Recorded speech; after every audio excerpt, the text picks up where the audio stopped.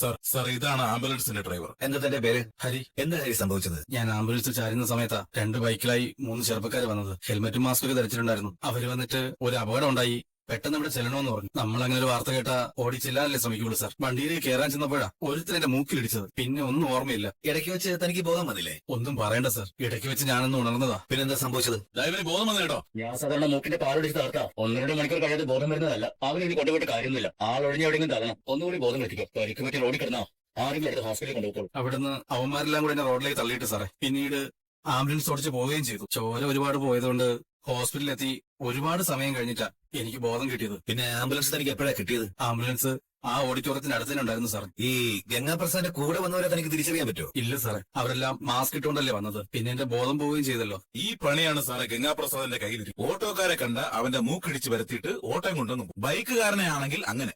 ഹരിവയ്ക്ക് ശരി സാർ. ഓഡിറ്റോറിയത്തിൽ ഗംഗാപ്രസാദ് എത്തിയെന്ന കാര്യം ഉറപ്പാ? പക്ഷേ ആ ഓഡിറ്റോറിയത്തിന്റെ ഫ്രണ്ടിൽ മാത്രമേ CCTV ഉള്ളൂ സാർ. ബാക്കിലില്ല. അങ്ങനെ വരുമ്പോ ബാക്കിൽ നടന്ന കാര്യങ്ങൾ നമ്മൾ എങ്ങനെയെങ്കിലും കണ്ടെത്തിയില്ലേ പറ്റൂ. ഒരു കാര്യം എനിക്ക് ഉറപ്പാ, ഗംഗാപ്രസാദിന്റെ ക്യാരക്ടർ വെച്ച് നോക്കിയാ അവൻ ഓഡിറ്റോറിയത്തിൽ ചെന്നിട്ടുണ്ടെങ്കിൽ അവൻ ഉദ്ദേശിച്ച കൃത്യം നടത്തിയിട്ടേ അവൻ മടങ്ങത്തുള്ളൂ. എന്നാൽ ഇവിടെ അങ്ങനെ ഒന്നും സംഭവിച്ചിട്ടുമില്ല. അവന്റെ പെങ്ങളുടെ കല്യാണം നടക്കുകയും ചെയ്തു. അപ്പോഴിനി ഗംഗാപ്രസാദിന് ഓഡിറ്റോറിയത്തിൽ വെച്ച് എന്തെങ്കിലും സംഭവിച്ചോ എന്നാ അറിയേണ്ടത്. സാർ അവൻ നമ്മളെ സംബന്ധിച്ചിടത്തോളം ഒരു പിടികിട്ടാ പുള്ളിയ. അവനെ പോലൊരുത്തനെ കണ്ടെത്തിയാലും നമുക്ക് പ്രത്യേകിച്ച് പ്രയോജനമൊന്നുമില്ലല്ലോ.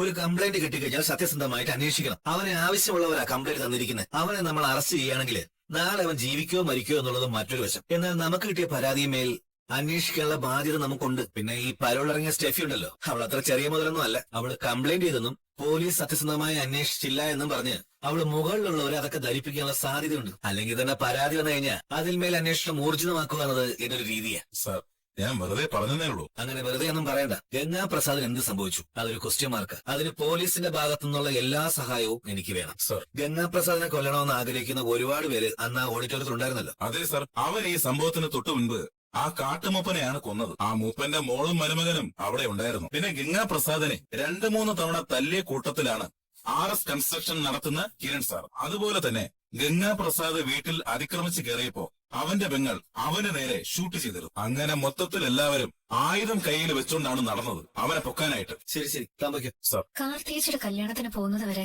ഇതിവിടെ ഇല്ലായിരുന്നു. അതിനുശേഷം പെട്ടെന്നാണ് പ്രത്യക്ഷപ്പെട്ടത്. ഇതിൽ എന്തൊക്കെയോ ദുരൂഹതയുണ്ട്. കിരണേട്ടാ, കാർത്തിയേച്ചിയുടെ കല്യാണം കഴിഞ്ഞ് തിരിച്ചു വരുമ്പോ ഇവിടെ ഒരു തെങ്ങുണ്ടായിരുന്നു. അതേപ്പറ്റി ചോദിച്ചപ്പോ പെട്ടെന്ന് കായ്ക്കുന്ന തെങ്ങാണെന്ന് പറഞ്ഞ് വേല് വെച്ചതാണെന്നാ പറഞ്ഞത്. ആ പെട്ടെന്ന് കായ്ക്കുന്ന തെങ്ങിനിടയിൽ ആരെങ്കിലും കുഴിച്ചിട്ടിട്ടുണ്ടോ? എന്റെ മനസ്സിലൊരു ഭയം കടന്നുകൂടിയാ അതിന്റെ ഉത്തരം ഉറക്കത്തിൽ തെളിയാറുണ്ട്. അങ്ങനെ ഒരു സ്വപ്നം ഞാൻ ഇന്നലെ കണ്ടു. ആ സ്വപ്നത്തിൽ ഗംഗയെ കിരണേട്ടൻ കൊല്ലുന്നതായിട്ടാ കണ്ടത്. അതും കല്യാണം നടന്ന ദിവസം ഓഡിറ്റോറിയത്തിൽ വെച്ച്. എന്റെ കിരണേട്ടൻ എന്നിൽ നിന്നൊന്നും മറച്ചു വെക്കാറില്ല. പക്ഷേ ഞാൻ ഭയക്കുന്ന കാര്യങ്ങൾ, ഞാൻ വേദനിക്കുന്ന കാര്യങ്ങൾ ഒരിക്കലും പറയുന്ന ആളല്ല കിരണേട്ടൻ. ഇവിടെയും അങ്ങനെ സംഭവിച്ചോ? പറയേണ്ടത് എന്തെങ്കിലും കിരണേട്ടൻ മറച്ചു വെച്ചോ? ഇന്ന് രാവിലെയും കാര്യമായിട്ട് ആ തെങ്ങിന് കിരണേട്ടൻ വെള്ളം ഒഴിക്കുന്നത് കണ്ടു. സാധാരണ ശാന്തചേച്ചി വന്ന ശേഷമാണ് അതൊക്കെ ചെയ്യുന്നത്. എന്താ ആ തെങ്ങിനോട് ഇത്ര സ്നേഹം? എനിക്ക് ഉറപ്പാ ഞാൻ അറിയാത്തതായി അന്നത്തെ ദിവസം എന്തോ നടന്നു. അതിന്റെ ചുവട് പിടിച്ചാണ് ആ CA ഇവിടേക്ക് വന്നത്. ഇനിയെങ്കിലും സത്യം പറഞ്ഞൂടെ? ടിവിയിൽ ഗംഗാപ്രസാദിന്റെ വാർത്തകൾ വന്നപ്പോ ആകാംക്ഷയോടെ കിരണേട്ടൻ നോക്കിയത് ഞാൻ കണ്ടു. അതൊക്കെ ഞാൻ ശ്രദ്ധിക്കുന്നുണ്ട്. പോലീസ് അന്വേഷണത്തെക്കുറിച്ച് അറിയാൻ കിരണേട്ടന് നല്ല ജിജ്ഞാസയുണ്ട്. അതുപോലെ ആ രതീഷേട്ടന്റെ അവസ്ഥ. കാദംബരി ചേച്ചി വിളിച്ചപ്പോ പറഞ്ഞു പോലീസ് അന്വേഷണം നടക്കുന്നെന്ന് അറിഞ്ഞപ്പോ മുതല് രതീഷേട്ടന് ഒരു പതർച്ചയുണ്ടെന്ന്, മൊത്തത്തിൽ ഒരു ടെൻഷൻ ഉണ്ടെന്ന്. അന്ന് കല്യാണം കഴിഞ്ഞ ശേഷം രതീഷേട്ടനെയും വേലുവിനെയും അവിടെ കാണാനും ഇല്ലായിരുന്നു. അതിനുശേഷമാണ് കിരണേട്ടനും അവിടെ നിന്ന് മാറിയത്. പിന്നെ കല്യാണ സമയത്തൊന്നും കിരണേട്ടൻ ആ പരിസരത്തൊന്നും ഇല്ലായിരുന്നു. ആ സമയത്ത് എന്തെങ്കിലും നടന്നോ? അതോ CA പറഞ്ഞ പോലെ ഓഡിറ്റോറിയത്തിലേക്ക് ഗംഗാപ്രസാദ് വന്നായിരുന്നോ?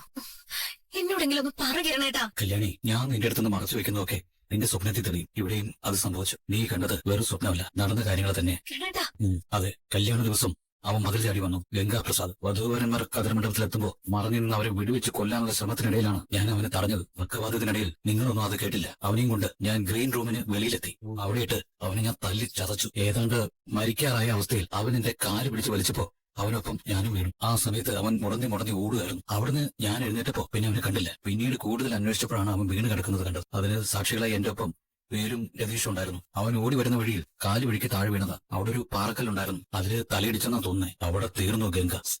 എന്നിട്ട് എനിക്കൊരു ഭയമില്ല കല്യാണി. നടന്നത് ഇതാണ്. അവൻ മരിക്കേണ്ടവനല്ലേ? അവനെ ഭയക്കാതെ കാർത്തികയ്ക്കും ദിലീപിനും നിന്റെ ലക്ഷ്മിയമ്മയ്ക്കും ഒക്കെ ജീവിക്കണ്ടേ? അവൻ മരിച്ചത് വലിയ ആശ്വാസം തന്നെയാ. പക്ഷെ അതിന്റെ പേരിൽ പോലീസ് അന്വേഷണം ഉണ്ടായതാ എന്നെ അലട്ടുന്നത്. ആ CA നമ്മളെ കിരണേട്ടാ സംശയിക്കുന്നത്. ഓഡിറ്റോറിയത്തിൽ അവൻ വന്നെന്ന് CA മനസ്സിലാക്കിയിട്ടുണ്ടല്ലോ. ഇനി അവിടെ നടന്ന തല്ലിനെ കുറിച്ച് അറിയോ? ഓഡിറ്റോറിയത്തിന്റെ പിൻഭാഗത്ത് CCTV ഇല്ലാത്തതുകൊണ്ട് അതൊന്നും കാണാനുള്ള മാർഗമില്ല. അവിടെ എന്തെങ്കിലും തെളിവുണ്ടെങ്കിലോ? ആ പാറക്കല്ലൊക്കെ അവിടെ കിടപ്പുണ്ടല്ലോ. ഇനിയിപ്പോ തെളിവ് നശിപ്പിക്കാനായിട്ട് അങ്ങോട്ടൊന്നും പോകാനൊന്നും പറ്റില്ല. അവിടേക്ക് പോയി കഴിഞ്ഞാൽ ആ ഓഡിറ്റോറിയത്തിലുള്ളവരും പോലീസും ഒക്കെ നമ്മളെ സംശയിക്കും. അത് മാത്രമല്ല, ആ ഓഡിറ്റോറിയത്തിന്റെ മാനേജറിനൊക്കെ കർശനമായ നിർദ്ദേശം ആ CI കൊടുത്തിട്ടുണ്ടാവും, അവിടെ ആരൊക്കെ വരുന്നു പോകുന്നു എന്നൊക്കെ അറിയാനായിട്ട്. അതുകൊണ്ട് ഇനി അതൊക്കെ മറന്നു കളയുന്നതാണ് നല്ലത്.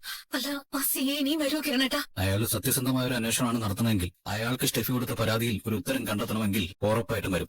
വരുന്നെങ്കിൽ വരട്ടെ. വന്നാൽ ചിലപ്പോ കുറച്ചു ദിവസം ജയിലിലേക്ക് പോകേണ്ടി വന്നേക്കാം. അതൊന്നും കുഴപ്പമില്ല. അവിടെ ഉണ്ടല്ലോ 2 അസുരന്മാർ, എന്റെ അമ്മാവനും പിന്നെ നിന്റെ ആങ്ങളെ. ജയിലിലിട്ട് 2 എണ്ണത്തിന്റെ പൊട്ടിക്കണം. പ്രത്യേകിച്ച് നിന്റെ ആങ്ങളെക്കിട്ട്. സ്വന്തം അമ്മ മരിച്ചിട്ട് ഒന്ന് കാണാൻ പോലും വരാത്ത ഒരുത്തനാ അവിടെ. പിന്നെ അവൻ എന്റെ കൂടെ ഉറച്ചു നിൽക്കും, ആ മനോഹർ. എന്തിനാ ജയിലിലേക്ക് പോകുന്നതിനെ കുറിച്ചൊക്കെ സംസാരിക്കുന്നത്? ഇനിയിപ്പോ ഇത് കണ്ടെത്തിയാലും കിരണേട്ടന് കോടതിയിൽ നീതി കിട്ടില്ലേ? ആ CI പറഞ്ഞു കേട്ടില്ലേ, ഒരാള് കൊലയാളിയെ കൊന്നാലും കൊല്ലുന്നവൻ നിയമത്തിന്റെ മുന്നിൽ കുറ്റവാളിയാ. അല്ലെങ്കിൽ കൊന്ന ശേഷം പോലീസിനെ വിളിച്ചു വരുത്തണമായിരുന്നു. തെളിവ് നശിപ്പിച്ചിട്ട് ആ ബോഡി കുഴിച്ചു മൂടരുതായിരുന്നു. ഇനിയിപ്പം ഇത് ചെറിയ കേസല്ല, വലിയ കേസ് തന്നെയാ. സാധാരണ ജയിലിലേക്ക് പോകുന്നവരെ ജനം പഴിക്കും, പക്ഷെ എന്നെ ആരും പഴിക്കില്ല. എല്ലാവരും എന്നെ അഭിനന്ദിക്കത്തേ ഉള്ളൂ, കൈ തരത്തേ ഉള്ളൂ. കാരണം അവന്റെ മരണത്തിലൂടെ ഒരു സമൂഹമാണ് രക്ഷപ്പെട്ടിരിക്കുന്നത്. സർ ആ CCTV ഫുട്ടേജ് കിട്ടിയിട്ടുണ്ട്. ഓഡിറ്റോറിയത്തിനടുത്ത് 2-3 ചെറുപ്പക്കാര് വന്നിട്ടുണ്ട്. അവര് മതിലിനപ്പുറത്ത് നിൽക്കുന്നതായിട്ട് കാണാം. പിന്നീട് അവർ പിന്നിലോട്ടാണ് പോയിരിക്കുന്നത്. പിന്നീട് അതൊന്നും ക്യാമറയിൽ പതിഞ്ഞിട്ട്. അതിന്റെ പരിസരത്തൊക്കെ വീടുകളുണ്ടല്ലോ. ഉണ്ട് സർ.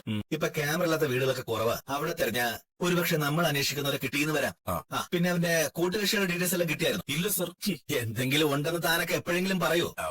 കുറ്റസമ്മതം നടത്തുന്ന പോലീസുകാരന്റെ സ്ഥിരം തലചോറിച്ചിലായത്. സാരല്ലേ, താൻ നടക്ക്. എന്താ സാറേ? നിങ്ങളെ ശല്യം ചെയ്യാനൊന്നും വന്നതല്ലേ. പിന്നെ ഇവിടെ അടുത്തൊരു വിവാഹം നടന്നിരുന്നല്ലോ, ഒരു വിവാദ വിവാഹം, കാർത്തിക എന്ന പെൺകുട്ടിയുടെ. അന്ന് അവിടെ കല്യാണം നടക്കുന്നത് ആ കൊച്ചിന്റെ ആണെന്ന് അറിയില്ലായിരുന്നു. പിന്നെ പത്രത്തിലും ടിവിയിലൊക്കെ വന്നപ്പോഴാണ് അറിഞ്ഞത്. ഇത് CCTV ഉള്ള വീടാണ്. ആ ഓഡിറ്റോറിയത്തിലെ മിക്ക ദൃശ്യങ്ങളും നിങ്ങൾക്ക് കാണാൻ കഴിയും. അത് നിങ്ങളുടെ ക്യാമറ ഒപ്പിയെടുക്കാനുള്ള സാധ്യതയുണ്ട്. അത് ശരിയാ സാറേ. അവിടെ വരുന്നവരും പോകുന്നവരും ഒക്കെ ഞങ്ങളുടെ ക്യാമറ കാണാൻ പറ്റും. ഞങ്ങൾക്ക് അന്നത്തെ CCTV ഫുട്ടേജ് ഒന്ന് വേണം. കല്യാണം ഡേറ്റ് എന്നായിരുന്നു സാറേ? കഴിഞ്ഞ മാസം 22-ാം തീയതി. അന്ന് നിങ്ങൾ കല്യാണത്തിലുണ്ടായിരുന്നു? ഇല്ല സാറേ, ഇവിടെ ഇടയ്ക്ക് മുറയ്ക്കൊക്കെ കല്യാണം നടക്കുന്നതല്ലേ, നമുക്ക് അങ്ങോട്ട് ശ്രദ്ധിക്കേണ്ട കാര്യമില്ലല്ലോ. പിന്നെ ഈ കൊച്ചിന്റെ കല്യാണം എന്ന് പറഞ്ഞിരുന്നെങ്കിൽ ഞങ്ങൾ ശ്രദ്ധിച്ചേനെ. വേറൊന്നും കൊണ്ടല്ല, പത്രത്തിലും ചാനലിലും ഒക്കെ ഗംഗാപ്രസാദിനെ കുറിച്ച് വാർത്തകൾ വന്ന ശേഷം ഞങ്ങള് മാത്രമല്ല, മലയാളികളായ എല്ലാവരും ദിലീപും കാർത്തിയും തമ്മിൽ കല്യാണം കഴിക്കുമെന്ന് ചോദിച്ചുകൊണ്ടിരിക്കുകയായിരുന്നു. അതിനിടയ്ക്ക് പയ്യൻ കല്യാണത്തിൽ നിന്ന് പിന്മാറിയെന്നൊക്കെയാണ് പറഞ്ഞത്. അത് കല്യാണം നടത്താൻ വേണ്ടി കണ്ടെത്തിയ ഒരു മാർഗമാണെന്ന് പിന്നീടാണ് മനസ്സിലായത്. ആ കല്യാണത്തെ സംബന്ധിച്ച് എന്തന്വേഷണം സാറാണ് നടക്കുന്നത്? അന്ന് കല്യാണത്തിന് നിങ്ങൾ ഈ പറയുന്ന ഗംഗാപ്രസാദ് വന്നിരുന്നു എന്നൊരു അറിവ് കിട്ടിയിട്ടുണ്ട്. അങ്ങനെയാണെങ്കിൽ അവൻ പിന്നീട് എവിടെ പോയി? അതാണ് ഞങ്ങൾക്ക് അറിയേണ്ടത്. സാറ് വരണം, അകത്തോട്ടിരിക്കാം.